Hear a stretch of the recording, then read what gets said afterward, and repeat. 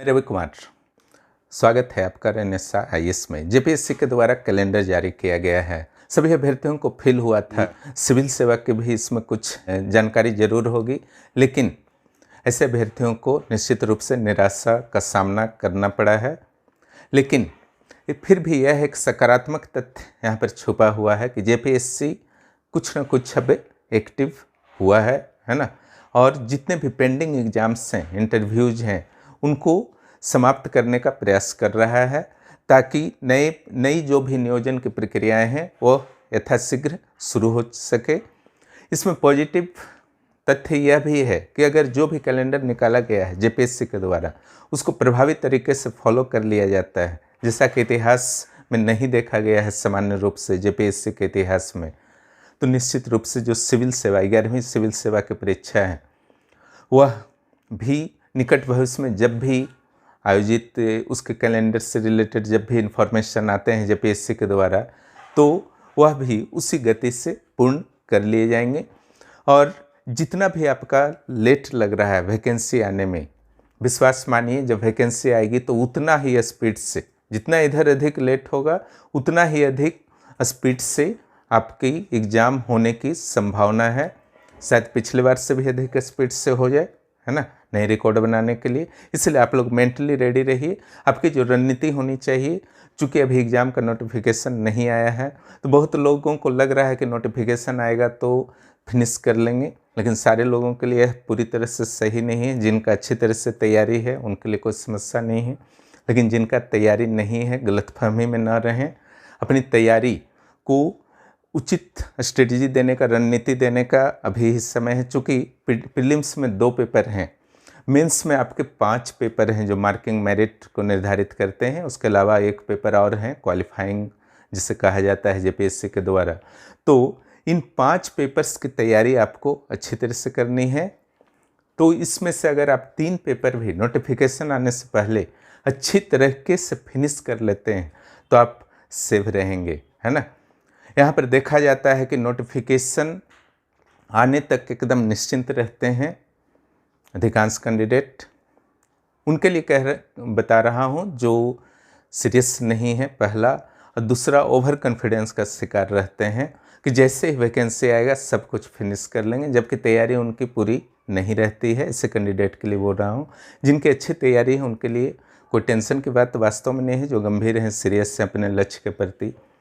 लेकिन प्रीलिम्स के बाद आप प्रीलिम्स पढ़ेंगे कि मुख्य परीक्षा की तैयारी करेंगे, कभी आपने सोचा है?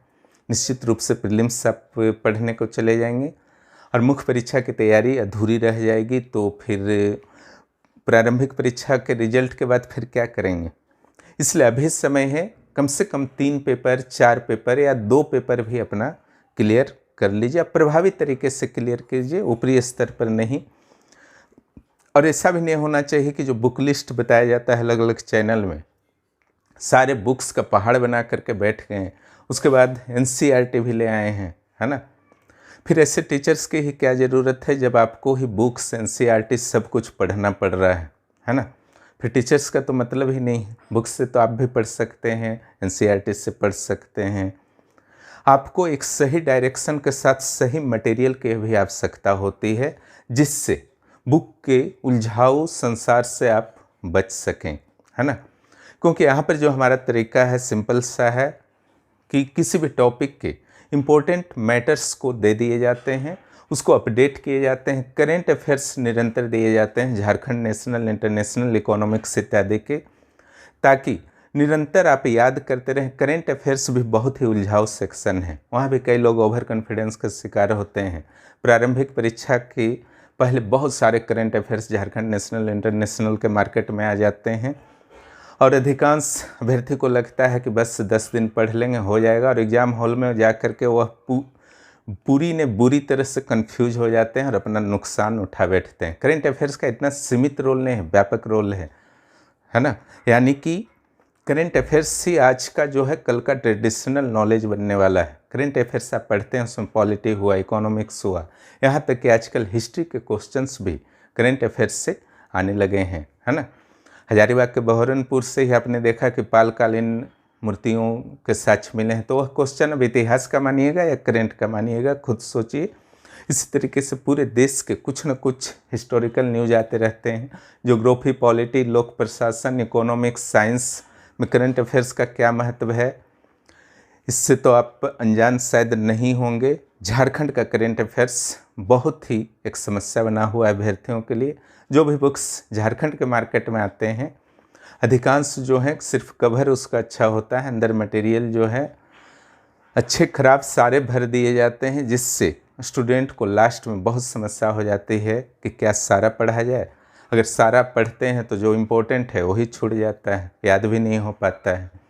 लेकिन यहाँ पर नहीं, यहाँ पर कुछ ऐसे ही मैटर्स दिए जाते हैं, दैनिक रूप से संग्रह करके दिए जाते हैं, जो आपके मुख्य परीक्षा, प्रारंभिक परीक्षा, सीजीएल परीक्षा सभी के लिए बहुत ही महत्वपूर्ण हो। जेपीएससी पर हो सकता है कि आपका बीपीएससी का भी प्रभाव पड़ा हो, जहाँ निरंतर प्रयास किए जाते हैं सुधारों के।